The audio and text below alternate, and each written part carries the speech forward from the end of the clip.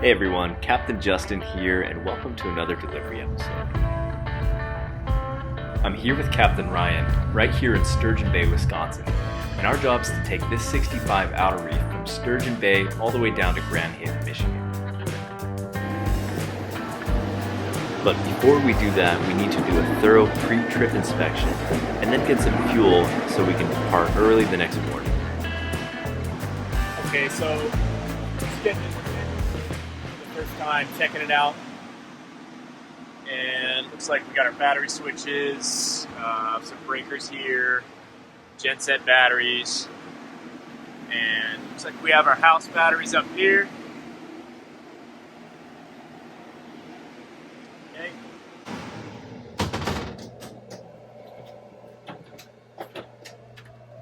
Okay, so we just did our engine checks on the 65. We checked all the fluids and we fired them up. So it looks like we have a usable boat.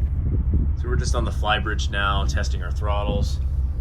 It's going to port forward, port reverse, starboard forward, starboard reverse. Boat's responding. We found out that do we have thruster control up here? We do. We do, okay. It's pretty, both of them are pretty strong American bow thruster hydraulic units. So I imagine if you get in a bad current or bad gust of wind, these things are more than capable of holding station, if not going against that. We're right here up in Sturgeon Bay, Wisconsin. We're on this Outer Reef 65. And tomorrow morning, the plan is to go to the fuel dock right over there. And then we're going to transit out towards Lake Michigan, out this canal over here. Justin and Ryan here. We just had a great meal at Crate in Sturgeon Bay. There's Kathy's. It's pretty awesome. We had the whitefish, highly recommended. You got anything to say about it? Great little town. Wish we could have been here earlier, but travel and plane flights don't allow that for us. But looking forward to hopefully maybe coming back and then getting down to Grand Haven tomorrow. That's right. We got a 6:45, 7 a.m. Push off tomorrow. Get fuel and head on out. See you tomorrow. That's cool. So we're just fueling up, and this boat has this tank tender system to see what the tank levels are. So our forward fuel tank is number 2. So push that in and pump it twice. Hold 1 and 2, and that gives us our level. So that is in inches. So we're about 20 inches, and we come down here to this gauge, tank 2. 50 inches is 800 gallons, so we've got a ways to go. We're in the Great Lakes. Got a bunch of seagrass growing straight up the back here. Looks shallow, but still have about 6-7 feet under the boat. All right, we're checking our sight glass. Crew to the engine room.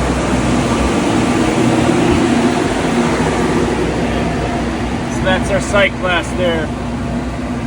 See where our fuel is, a little above 200. But this one, we have to move this valve. It's going to jump up. So that gives us our true reading. So we're about a little above 300 now. We're going to get up to maybe 600 gallons. Check the port side. Same thing. Just below 300.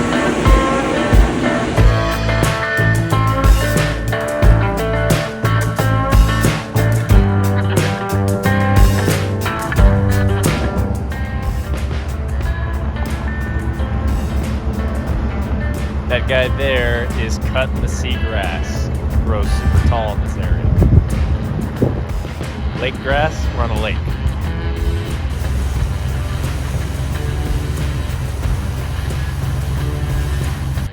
We finished up fueling and topped off the tanks, and we headed east down the channel towards Lake Michigan. Captain Ryan, man at the helm. Hey guys. We're just transiting out of this channel from Sturgeon Bay, heading to Lake Michigan.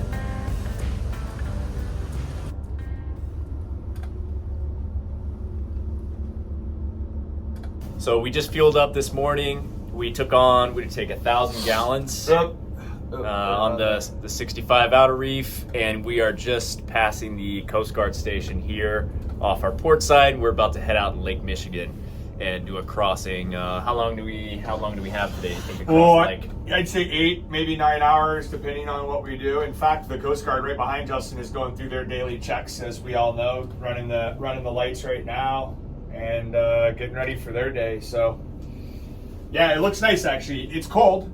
52 was the temp this morning, but it's actually pretty calm, and it looks like we're gonna have a nice port quarter following sea the entire trip south. So it should really be a comfortable, smooth ride for us. We're gonna poke around and kind of try to learn the boat as best we can. This is our really maiden voyage, but also our first real day on the boat that we've had.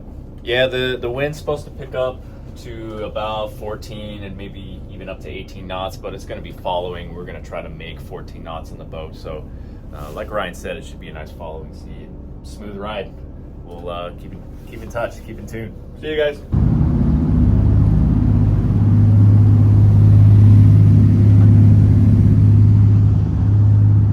Right, guys, we are trawling. Ryan's just set our waypoint to our destination. There's our passage, so we can follow the road, as they say. We just got our autopilot activated, so we're running on this heading. It's not communicating. The Simrad's not communicating with this Raymarine plotter, so we just need to keep an eye and make sure we're going to stay on track here. But that's all there is to it. Hey everybody, it's right in the middle of Lake Michigan.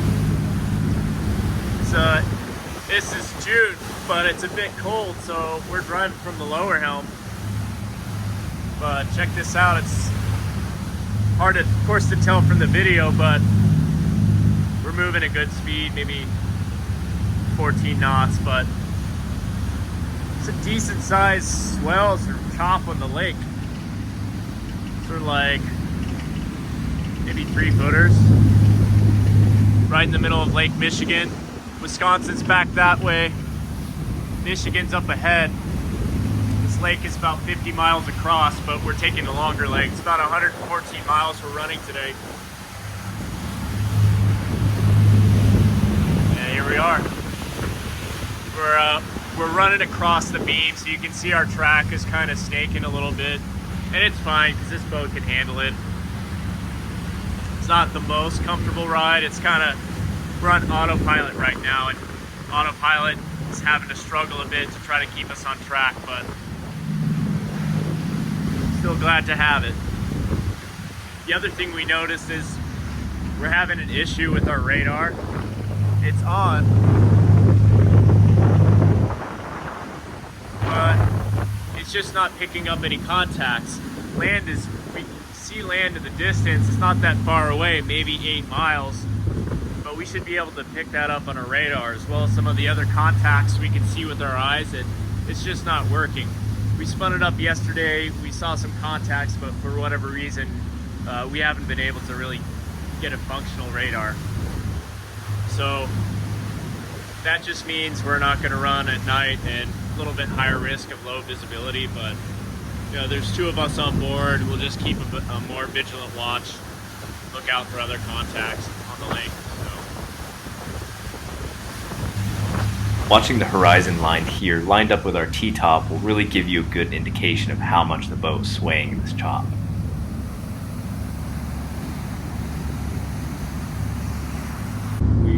We're just manning the bridge, and we've got Captain Ryan right now doing an engine room round.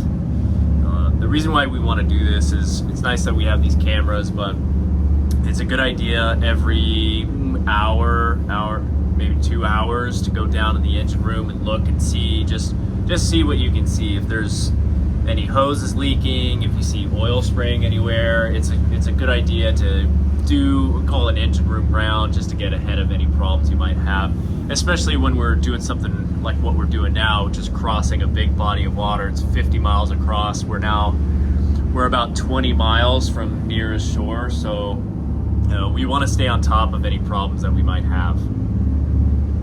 So we switched our view there, and I just want to see, you know, I want to keep an eye on Ryan, make sure he's safe down there while he's checking on the engine. You know, if you don't have cameras, you'd probably set a timer. Make sure that they come back up in a reasonable amount of time. You know, there's only 2 of us on this boat, so we kind of have to look out for each other. Looks like right now he's checking the transmissions. That is the stern of the engine room. He's probably checking the shafts and seeing how they're turning, making sure there's no oil or any kind of problem, any excessive heat.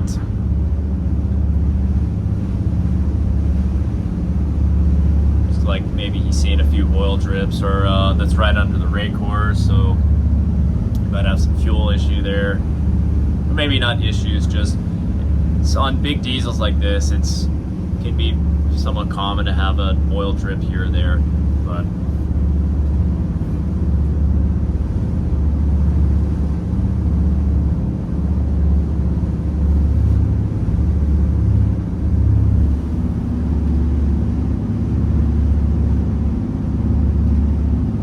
just going back up front, we'll switch our view again.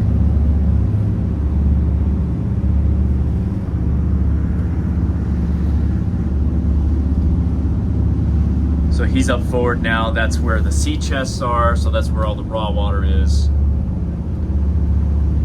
can be checking to make sure there's good water flow.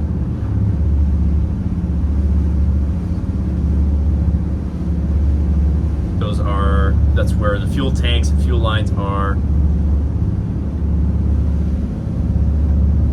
It's probably manipulating that pull handle to take a look at the fuel sight glass just to see how much fuel we're burning. While he's down there, we're up here, up on watch. We're standing watch at the helm. Okay, looks like he's coming back up. Port side exhaust water leak. Okay, Captain, we're just watching you on the CCTV. Yeah. So port side between the rigid fiberglass and the rubber coupling or seal, the aft end or the outboard end has a little water leak. Starboard side, air breather is leaking a little bit of oil. May tell us why the starboard side engine boost pressure is lower. It's come back up a little bit, but it's 6 or 7, sometimes up to 7 consistently, psi different than the port side. And then there's a couple lights on a transmission box, and they're different port to starboard, and I don't know why. So I need to figure that out. But I need to get my phone and go take some photos. The water leak, is it a drip? Is it It's significant? a drip. It's probably maybe one drip every 15 seconds, something like that. I'm gonna take some paper towels down with me and try to. Also found out this is the port generator. This is the starboard generator. We'll label that accordingly. Yeah. Okay.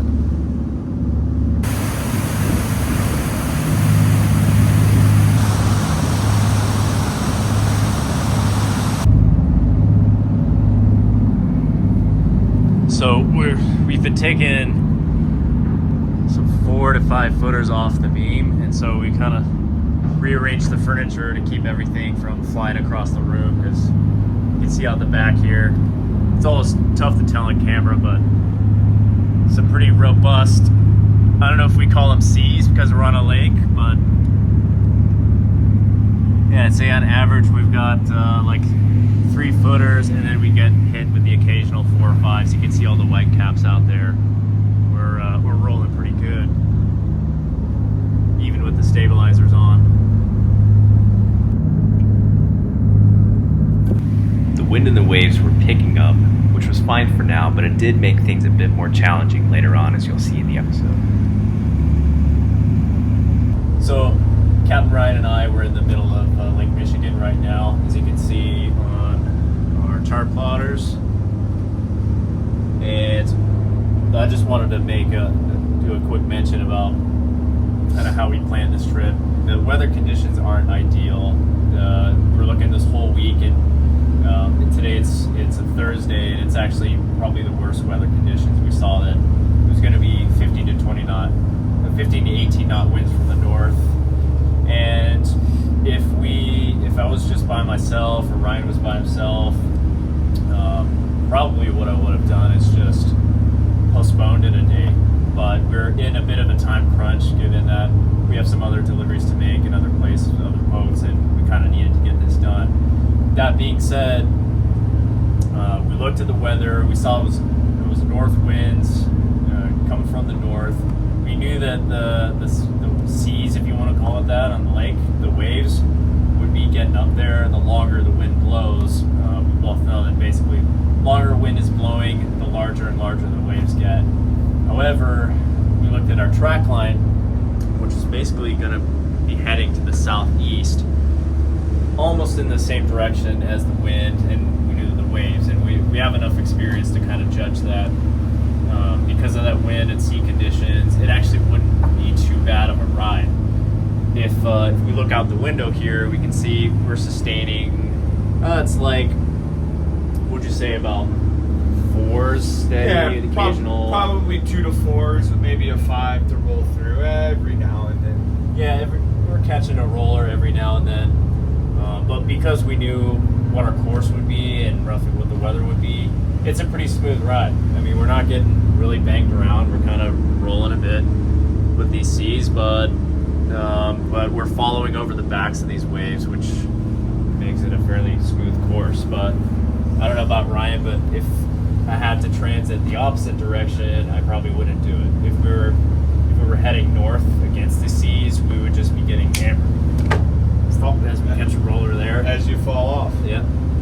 But yeah, we would just be getting hammered, punching into the waves, and this trawler can handle it, but it's just considering, is it worth the risk and things breaking? And I'd say probably not. I would have just postponed it a day, but yeah, because the wind is only here for today, basically, and it basically goes right back to 10 knots, 12 knots tomorrow. So it blows basically from afternoon. I think the advisory was from 1 p.m. to 7 a.m. for small craft exercise caution for this particular section of Lake Michigan.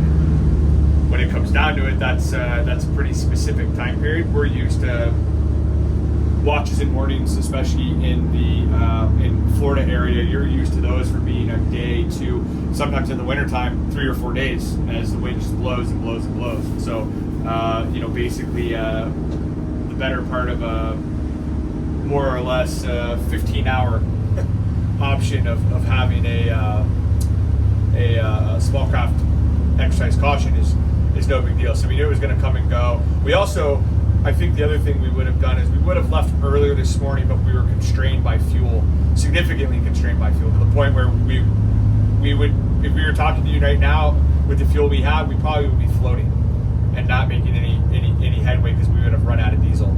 So that was really the largest constraining factor, and we didn't really get going until about 8 a.m., 8:15. So yeah, that would have been another thing. We would have been very close to our destination, almost out of this wind, if we would have left at 6, like our initial plan was. So. Yeah, he's saying that because we have about 62 nautical miles left on our journey, and 14 knots. We've got another little better than 4-hour transit, and so it's 12:30 now. So that puts us there maybe probably 5 o'clock, something like that. And that's when the weather's really supposed to pick up. So we would have liked to get ahead of that. We'll probably just be cruising in as the wind is picking up to about 18 knots. But he and I both have plenty of experience. It's not going to be that big of a deal for us. I'm going to regret saying that very soon. I don't know. Anything else you want to say about trip planning? No. We should have done a little more research as far as fuel in the area. I thought fuel was on board. That was my mistake. But it's always a good idea if you have the time, if you have the planning, and you have the dates a ways off, to give the local area a call, see what your fuel situation is. local knowledge obviously is so key when doing deliveries, and most deliveries none of us have local knowledge. So we're coming from another part of the country, or an ocean, or a lake, and so when you can get that information for even as simple as something as like, where's the nearest grocery store? When you're planning a provision, we didn't have a car. Ubers were not readily available. We were very lucky that one of our neighbors in the marina that we were in let us borrow their car. So that was something we would have had to clear another hurdle having to do that, whether it was a taxi cab or Uber or Instacart. There's a lot of things that are available to you. You just need to make sure that they are available to you at that particular area, and that particular time. So that was another thing that we'd like to plan a little bit more. But again, this was kind of spur of the moment, last minute, time crunch. We've got more deliveries that we need to do, and more boats we have to move into the weekend and the start of next week. So we had to get this done today. We really didn't have a choice, unfortunately.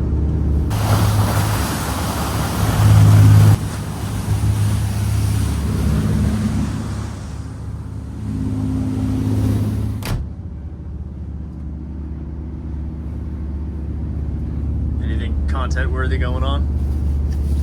No, just looking. We're about 14 miles or so from that little point, or isthmus, whatever you want to call it. We've got less than 50 nautical miles to go to Grand Haven outer marker, and we're chugging along.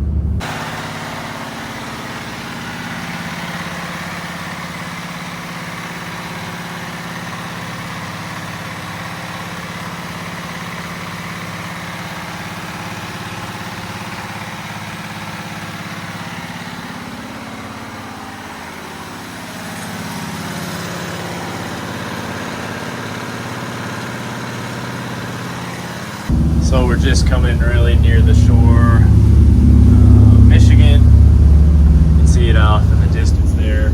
It's like some nice hills, tree-covered hills, some nice beaches out there. And the other news is we just did an engine room round, and we've got a bit of a water leak, looks like at the water pump. And there's about 1.5 inches of water in the bilge, and it's more water than we want coming in, but we're just going to monitor it. We've got about 2 hours left of running. It's not threatening the boat at all. It's all contained underneath the engine, but we'll keep you updated.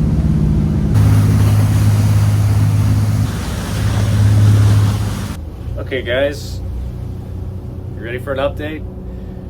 We're on autopilot, about 20 miles away from our destination, and we're in following seas, getting pretty choppy, the wind's picking up, and our autopilot threw us off course a little bit, and then it sort of freaked out and overcorrected the other direction.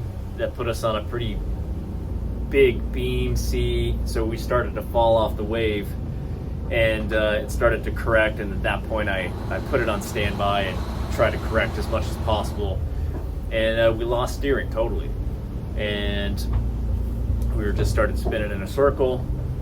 Ryan just went down to the engine room. He's back now, and Yes. he found in the Lazarette that we blew a steering hydraulic hose. So now what we're doing is we're just basically steering with throttles. Instead of doing 14 knots, we're actually still able to make about 7 knots, which is pretty nice, and we've got a nice following sea, so it's kind of favorable for us to do that. And we're trying to make the decision: do we go into Muskegon or this channel, this harbor here, or do we just continue on to our destination and towards Grand Haven? And at this point, we've got good enough control that I think we're going to continue on down to our destination and just kind of steer with the throttles. It seems to be working, and Ryan's is going down, trying to diagnose what he can, see if we can do any better. But that's our rudders right now is centered. We seem to have a little bit of pressure earlier, and turning the wheel actually kind of got it stuck over to starboard, which was pretty annoying, because then we just, no matter what I did with the engines, we just kind of went in a circle. But there we are. We'll keep you posted. Hey guys, Captain Justin here. So we're back in the Lazarette and we're checking out this steering issue that we have. And you can kind of see the ram right there. There's oil all over the top of the Lazarette here. And yeah, you can see that hose in the back. It's just dripping oil. Yeah, it's hydraulic oil just dripping straight off of that. So there's no pressure, no steering. And we're also checking out our rudders because they seem to be swaying back and forth. You know, why aren't they? Are they moving at all? Are they not? Are they staying locked? So what we don't want is the rudders to lock hard over in any one direction. So yeah, I am seeing a bit of movement. They're kind of just loose and swaying. And that's fine because we have the control of the motors. So right now Ryan's up at the helm, he's steering with the engines, and that's how we're able to maintain our course. It's pretty windy out. There's about 20 knots of wind, but we're headed downwind, so it's kind of pushing us. And if we get caught out too much, it wants to really turn us to starboard. It wants to spin the boat, but as long as we kind of maintain positive power, motors like this one now, that kind of sets us back on course. And we've only got about 15 miles to go. We're making about 10 knots, so in an hour and a half we should be in the channel. So what we have going on now is our rudders are now totally loose. So we pretty much have no steering even with the engines. We're basically trying to I'm trying to station keep us with the throttles. Ryan is down in the Lazarette. He's trying to find something to lock the rudders with while I just try to station keep us. So we're in about 3 foot chop, and it's really should be focused on driving right now. 3 foot chop. Is spinning the boat, and it just makes it too difficult to really do anything. We get some pretty violent rolling. So all I'm doing now is we're doing it says we're doing 4 knots, but I'm using the motors, splitting the throttles just to keep our stern into the seas, so we have a stable platform and Ryan can be down there and do what he can. You can kind of see behind me like the kind of mess that's been thrown around here from the waves and whatnot, but that's the situation we have right now. So I have also our bow and stern thruster. The only thing we need to be cognizant of is we can't give too much thruster, because if the bow pops up if the thruster pops up out of the water, it could just spin the prop right off the hub. So we need to only use it when the bow is just plowed into the waves. So yeah, just trying to use our engine power, keep it steady here. Yeah, reverser, a little bit of thruster. I do not want to get. There we go. That's better. A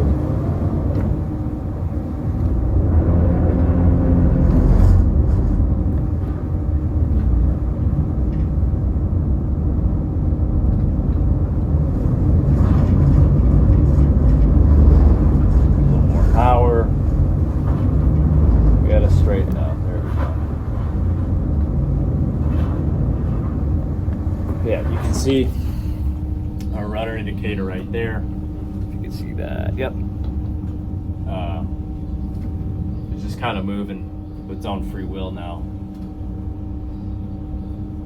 which is not good. When it was locked, then we had some steering, but now it can sway hard over to port or starboard, and then nothing we do with the engines is going to work. starboard. So yeah, not quite sure what we're gonna do yet. See if Ryan can figure anything out to keep that locked in place. But stuff happens sometimes. We gotta roll with it. We gotta figure it out. Still hoping we can get to our destination, which is 11 miles away now. We'll see.